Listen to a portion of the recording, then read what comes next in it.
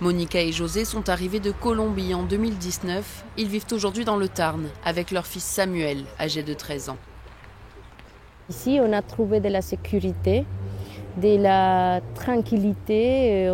Maintenant, on peut sortir dans le parc, la rue, tranquillement, sans violence, sans peur.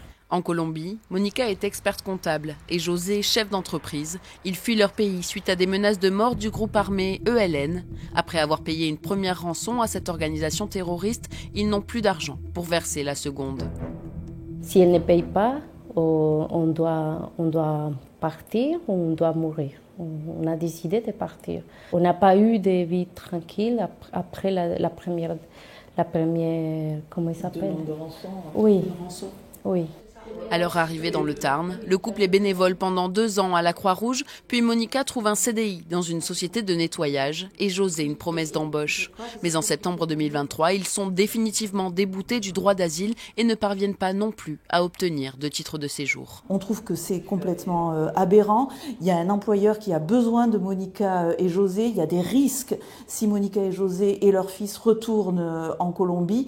Et en fait, on a une préfecture du Tarn qui produit une décision complètement illogique. Cette famille est aujourd'hui sous le coup d'une obligation de quitter le territoire français. Ils ont même reçu leur billet d'avion pour la Colombie le mois dernier.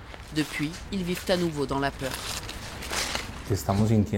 Nous ressentons la même pression qu'en Colombie. Nous la ressentons ici parce que nous n'avons pas de papiers. On espère pouvoir régulariser notre situation, arrêter d'être dans l'illégalité et recevoir le titre de séjour pour pouvoir travailler et vivre. Tous leurs espoirs reposent aujourd'hui sur la préfecture du Tarn. Avec un titre de séjour, cette famille pourrait enfin mener une vie normale.